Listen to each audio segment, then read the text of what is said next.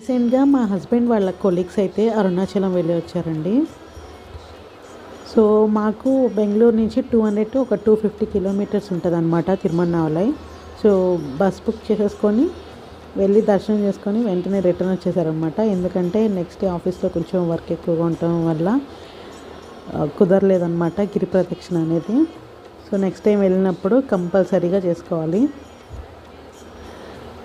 దర్శనం ఫాస్ట్గా అయితే చేసుకున్నారు. చాలా అంటే చాలా బాగా జరిగిందని చెప్పారు.